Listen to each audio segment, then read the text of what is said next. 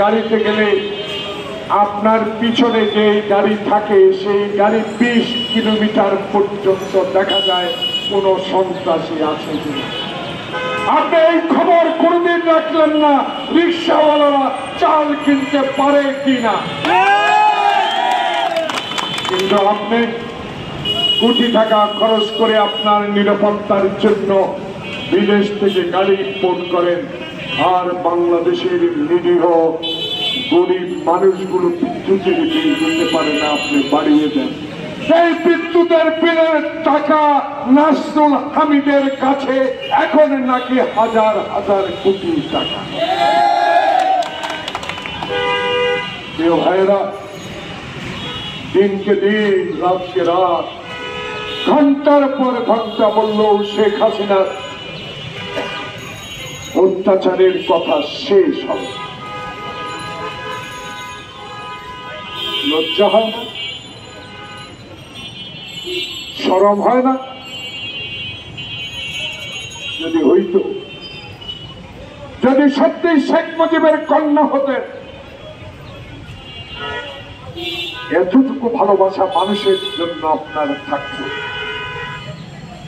আপনার পিতা যেমনি ভাবে গণতন্ত্র হত্যা করেছে, আপনার পিতা যেমনি রক্ষী বাহিনী দিয়ে লাঠি বাহিনী দিয়ে একের দিনে গুলি করে হাজার হাজার আওয়ামী বিরোধী লোককে হত্যা করেছে, জাসদের উপর গুলি করেছে, সে আপনার বাবার কথা আপনি রাখার জন্য 15 অগাস্ট ছুটি ঘোষণা করেছিলেন। রাস্তার মোড়ে মোড়ে আপনার বাবার ছবি টাঙিয়েছিলেন। সংসদ ভবনে, সচিবালয়ে যেখানে পেরেছেন সেখানে বাবার ছবি টাঙিয়ে দিয়েছিলেন। সেই ছবি রক্ষার জন্য আপনি 16 বছর কোনো কাজ করেন। আপনার বাবার পক্ষে আপনি ক্ষমা চেতে পারতেন, আপনার বাবার জন্য দোয়া চাইতে পারতেন ক্ষমতা গিয়ে, কারণ আপনার বাবার লাশ 570 সাবান দিয়ে ডোবানো লোক ছিল। আপনার বাবার প্রতি যদি সম্মান থাকতো তাহলে সংসদে দাঁড়িয়ে কোথায় সিরাজ শিকদার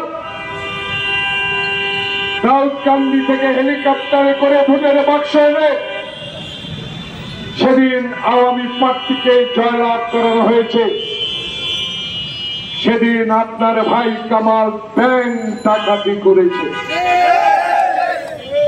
সেদিন আপনি চিৎকার দিয়ে আপনার পিতা বলেছিল গোলাম মুস্তফা বাংলাদেশে 6 কোটি কম্বল আসলো, আমার কম্বলটা কোথায়? আপনি তাই বলেছিলেন, রাতে ঘুমাতে পারি না, ডানে চোর বামে চোর, সামনে চোর পিছনে চোর। সেই পিতার জন্য আপনি 16 বছরের ক্ষমতায় থেকে ছবি টাঙিয়েছেন, কিন্তু ক্ষমা চান নাই। তাই মানুষ ছাত্র জনতাকে সহযোগিতার জন্য রাস্তায় নামিয়ে পড়ল। তাই আবু সাইদ বুক পেতে দিল গুলি করে।